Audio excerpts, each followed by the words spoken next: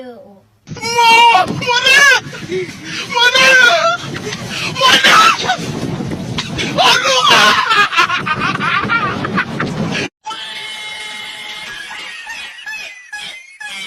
A few moments later.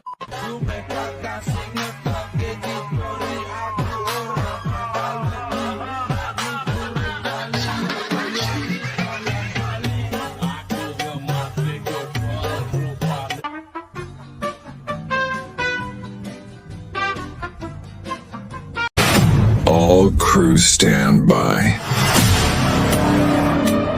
Lighting standby. Sound standby.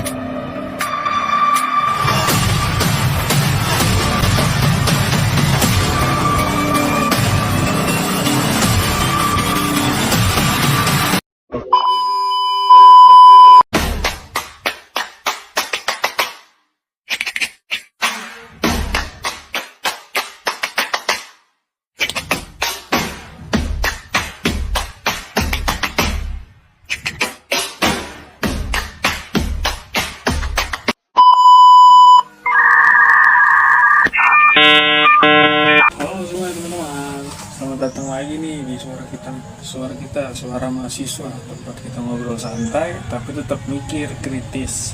Bareng gue di sini Rizky dan gue Tondi. Nah Ki, kira-kira hari ini bakal bahas topik yang kayak apa ya, yang kayaknya tuh semua orang tuh udah pernah dengar atau tahu gitu, tapi nggak semua orang tuh paham. Jadi kira-kira apa yang menarik ya? Sebelum gue spill nih pembahasan kita kali ini, gue pengen bakal rokok dulu. Kan kayaknya lu udah meja.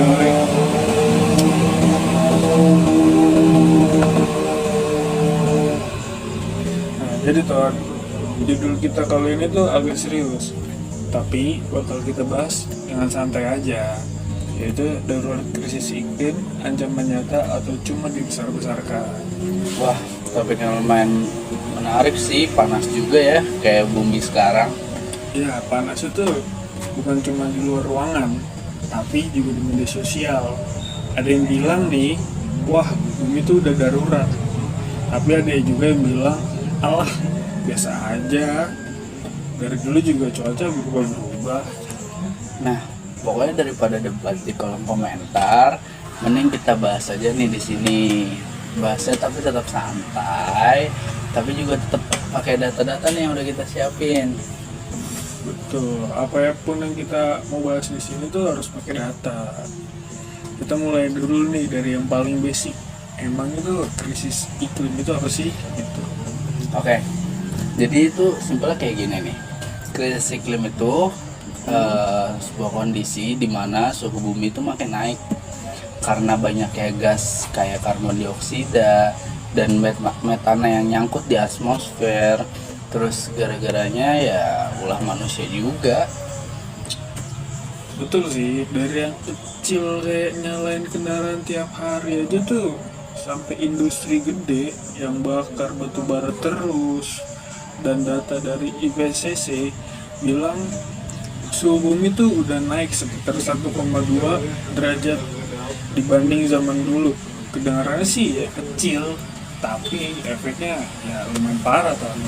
Gila sih, maksudnya kayak kendaraan kecil aja bisa segitu gede impactnya ya. Tapi bener juga, coba deh lihat cuaca tuh kayak makin aneh. Di rumah gua aja tuh, di daerah rumah gua yang biasanya hujan sekarang tuh kayak panas banget. Terus di tempat lain yang biasanya kering sekarang malah kayak hujan, bahkan sampai banjir. Bener banget tuh, gue juga udah ngerasain kan tiap pulang kampus atau tiap kita pergi ke kampus juga kan cuaca suka berubah-ubah. Contohnya banyak banget sih, kayak banjir bandang di Pakistan, tuh di negara lain, terus kebakaran hutan di Australia gue dengar-dengar. Terus di Eropa juga suhunya udah lumayan ekstrim sampai cuaca nggak karuan di Indonesia. Oh iya, apalagi di Jakarta ya, yang kita nih ke kampus kan, kampus kita walaupun udah agak Depok, kita agak jaksel-jakselan kan. Betul. Ya kayak tiap tahun deh kayaknya makin sering banjir gitu kan.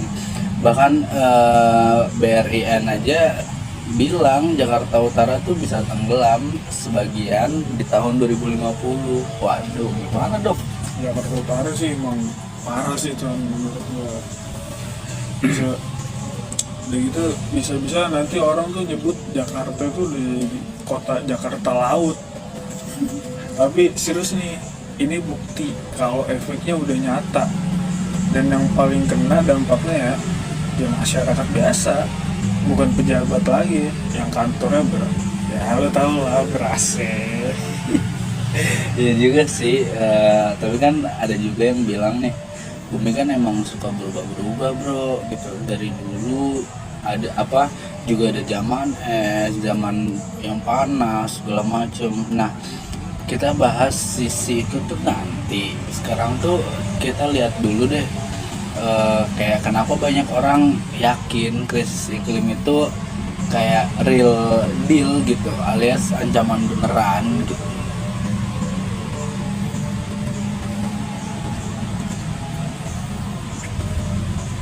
Nah sekarang gini Ton, gue udah denger dari berbagai ilmuwan, krisis iklim ini tuh nyata banget. Dan penyebabnya ya kita manusia. Istilahnya itu ada anthropogenetic climate change. Berat ya istilahnya ya. Parah banget. Ya pokoknya ya intinya sih gara-gara aktivitas manusia nih, kayak bakar-bakar apa bahan fosil, terus tebang-tebang hutan, sama konsumsi energi yang gila-gilaan gak sih? Iya, dan sekarang tuh emisi karbon global kan udah nyentuh 37 miliar ton per tahun tuh. Kebayang gak sih itu banyaknya? Wah, itu kalau gue sih ya itu nggak kebayang Ton. Gila banget sih. Efeknya tuh udah segitu kelihatannya, kayak di mana-mana. Cuaca makin ekstrim, laut makin panas, ikan-ikan tuh malah juga kayak udah jarang gitu kan, udah nggak tau lah pindah kemana gitu kan. Terus juga kayak petani itu kayak makin susah nggak sih prediksi musim tanamnya, karena kan kadang hujan, kadang enggak, segala macam. Bener sih, apalagi kan rumah gue nih Ton, kan deket Setu Dongkelan Ton. Iya. Itu lumayan tuh banyak yang ngeluh soal mancing kayak gitu, apalagi daerah-daerah yang Jakarta Utara, laut-laut gitu tuh, itu nelayan banyak banget ngeluh. Terus udah gitu Ton, di Jawa Timur petani itu udah sempet banyak yang gagal panen gara-gara El Nino panjang. Terus WHO juga bilang 7 juta orang tiap tahun meninggal karena polusi udara. Jadi tuh ini bukan soal cuma cuaca panas, tapi juga soal nyawa tuh. Oh iya, dan juga ada istilah climate refugees, orang yang harus pindah karena tempat tinggal udah nggak aman. PBB aja tuh bilang bisa ada 200 juta orang kayak gitu di tahun 2050. 2050 200 juta orang tuh. Itu lumayan sampai gila banget sih. Berarti itu bisa kayak satu Indonesia disuruh pindah semua yang ada. Dan yang paling sedih nih kan, yang paling kena dampak justru negara miskin. Padahal mereka nggak nyumbang emisi banyak tuh. Nah makanya banyak yang bilang ini tuh bukan cuma krisis lingkungan, tapi juga krisis keadilan. Kayak negara-negara kaya tuh ngerusak bumi, terus negara miskin yang nanggung akibatnya. Kalau yang dari yang ngomong itu setuju. Dari sisi ini tuh memang wajar kalau orang tuh bilangnya ini darurat, karena kalau dibiarin atau diterusin efek dominonya ya bisa kemana-mana, kayak ke ekonomi, kesehatan, sosial, pokoknya semuanya kena deh tuh. Nah tapi sisi satunya juga menarik, Ki. Apa tuh? Ada juga yang ngerasa isu krisis iklim ini tuh terlalu kayak too much lah, kayak terlalu dilebih-lebihin banget gitu. Iya sih, banyak yang bilang kayak gitu sih. Mereka tuh sampai bilang bumi udah sering berubah iklimnya dari dulu, dari zaman es, dari zaman panas. Jadi tuh ini bukan hal baru sih sebenarnya tuh.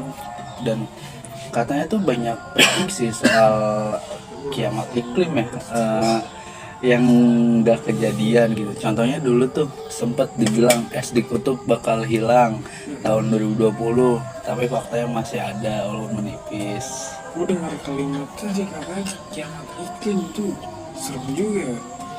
Mereka kayak curiga jangan-jangan tuh narasi darurat iklim ini nih bisa dipakai buat kepentingan politik dan ekonomi tuh. Misalnya negara maju maksa negara berkembang nurunin industri biar mereka tuh bisa tetap dominan. Tapi gue kayaknya bener deh gitu. Maksudnya kayak negara kaya bilang nih kayak ayo hemat energi, tapi mereka masih impor batu bara gitu. Terus kayak suruh orang diet, tapi dia sendiri tuh kayak makan bakso udah mangkok gitu nggak sih? Kayak omong kosong gitu ya. Iya. Ini analoginya yang pedes banget tapi benar, dan mereka yang skeptis ini nggak bilang nggak ada perubahan iklim, tapi mereka bilang nggak ada, nggak usah lebay, yang penting mah adaptasi aja. Iya. Terus kayak fokusnya tuh bukan malah panik, tapi kayak gimana kita bisa menyesuaikan diri tuh harusnya. Kayak toh manusia udah terbukti bisa survive dari cuaca ekstrim ribuan tahun. Tapi kan ya tetep aja namanya juga adaptasi tanpa usaha, ngurangin penyebabnya juga percuma. Kayak lo nih udah tahu bocor tapi cuma ngerember, ya bukan benerin atapnya. Iya sih, kayak yaudah gue setuju deh gitu kayak jadi tuh intinya dua sisi ini tuh punya poin masing-masing lah ya. Nah sekarang nih kan bagian yang paling penting, solusinya menurut lu gimana? Menurut gue sih mau dibilang darurat atau enggak, kita tetap harus gerak sih, karena ya kalau bukan kita yang mulai siapa lagi? Iya juga sih, itu setuju gua. Mulai dari hal kecil dulu, kayak hemat listrik, terus ya basic, nggak usah nyambang sembarangan, terus kurangin plastik kayak udah diterapin sekarang tuh, atau naik transportasi umum kalau bisa. Kayak susah sih sebenarnya kalau transportasi umum, tapi ya kita coba aja. Atau minimal nih kayak stop nyalahin orang lain, karena kadang orang tuh kayak suka ngomong nggak sih kayak itu salah pemerintah padahal dia sendiri buang sampah di kali. Ya itu mah akal-akalan orang-orang yang nggak mau disalahin aja sebenarnya. Jadi kalau udah ngomongin peran mahasiswa nih Ton, kita nih sebagai mahasiswa, kita bisa mulai dari kampus. Misalnya bikin kegiatan green kampus, Oke. ikut organisasi lingkungan, terus atau riset kecil soal pengelolaan sampah kan. Terus ini jangan lupa dorong kebijakan juga. Pemerintah tuh udah mulai ngomongin soal transisi energi dan pajak karbon. Kita bisa dukung atau kasih masukan biar bener jalannya. Ya yang penting sih kalau dari gua jangan nunggu bumi rusak sih, karena kan kalau bumi udah rusak yang ada kita semua panik. Iya sih. Karena kita masih punya waktu nih kalau sekarang asal mau berubah ya kita pasti bisa. Tapi kayaknya ini udah kepanjangan gak sih ngobrolnya kayak udah panjang banget, dari yang percaya krisis iklim itu darurat sampai yang bilang itu cuma dibesar-besarin. Ya gimana tuh dari obrolan kita barusan tuh, karena lumayan menarik tuh. Karena kalau misalnya kita biarin nantinya ya dampaknya yang tadi gue bilang, kita juga yang kena. Jadi mungkin benerannya tuh ada di tengah-tengah. Tapi satu hal yang pasti tuh, bumi kita lagi nggak baik-baik aja nih tuh. Tapi bener sih, jadi kayak yuk mulai peduli yuk gitu, kayak mulai dari dari diri sendiri aja dulu gitu, nggak perlu nunggu jadi aktivis, yang penting ada aksi-aksi kecil tapi nyata. Tuh, jadi buat obrolan kita yang barusan nih, bukan kita doang yang harus ini, oke semua merata, kita harus perbaiki bumi kita. Jadi mungkin dari kita itu aja sih. Makasih nih udah dengerin obrolan kita. Semoga apa yang kita obrolin ini bisa jadi manfaat buat kalian dan semoga menjadi dampak positif ya. Oke, kalau gitu sampai ketemu lagi nanti ya. Dan ingat apa Ki? Jaga bumi karena bumi nggak punya cadangan.